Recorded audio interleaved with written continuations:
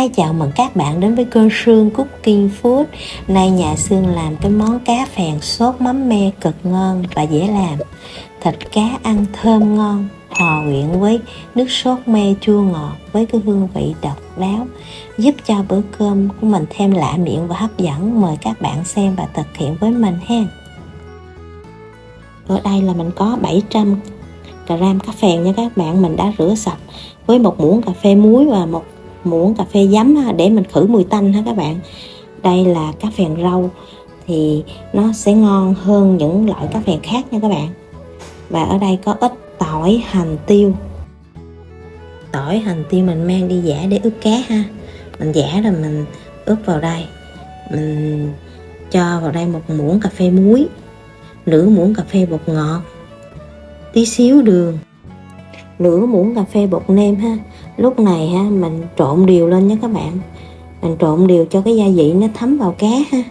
Mình xóc đều lên, mình trộn đều lên. Mình để đây trong vòng 20 phút nha các bạn, để cho cá mình nó thấm gia vị ha.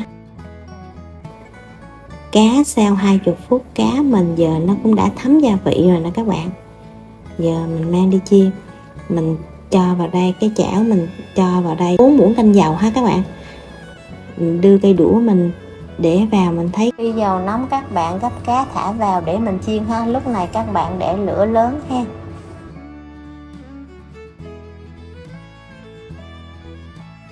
Mình chiên một hồi thấy cái mặt dưới của cá nó đã ngã vàng thì mình trở lại để cái mặt trên nó cũng vàng như cái mặt dưới luôn nha các bạn.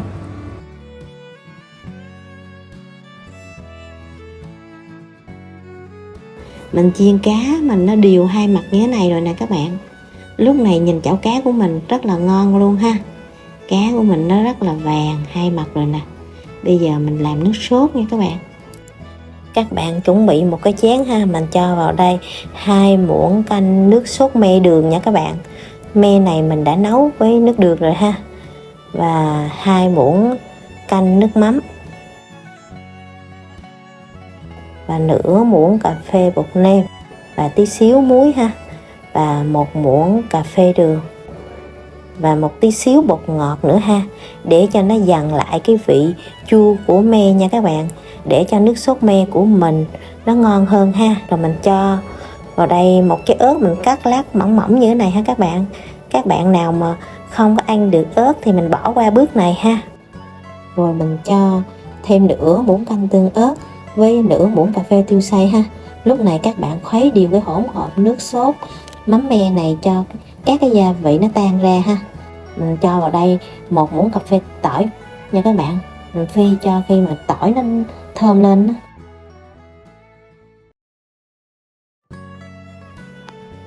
Khi tỏi nó đã thơm lên, nó vàng thơm thì các bạn cho ít hành lá cắt nhuyễn vào đây luôn ha, để cho cá của mình nó thơm ngon nha các bạn. Rồi mình khuấy đều cái chén sốt me của mình á, mình chế đều lên cái phần cá mình đã chiên ha. Mình chế hết cái phần nước sốt lên cái chảo cá của mình. Lúc này cái chảo cá của mình rất là thơm các bạn, rất là ngon luôn. Nhìn thôi là cũng đã thấy đói bụng hết phải không các bạn.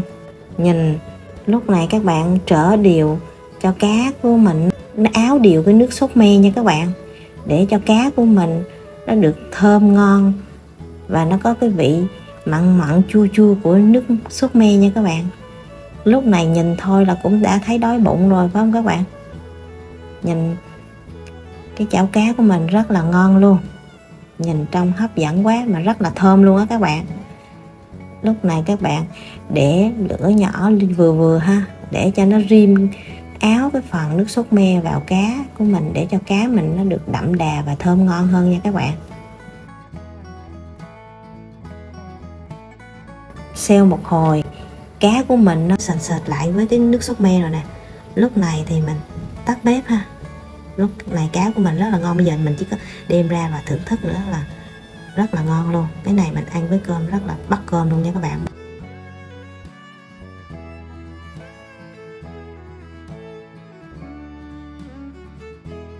Nhìn con cá của mình là các bạn thấy không, nhìn con cá của mình nó vàng ươm mà nó áo đều cái sốt me, nhìn thấy ngon quá ha, trông rất là hấp dẫn luôn. Cá này mình ăn với dưa leo ha. Các bạn có thể ăn với rau luộc. Rồi giờ mời các bạn dùng với mình ha. Mình thử nha. Đầu tiên mình thử nè, nước sốt me của mình trước nè.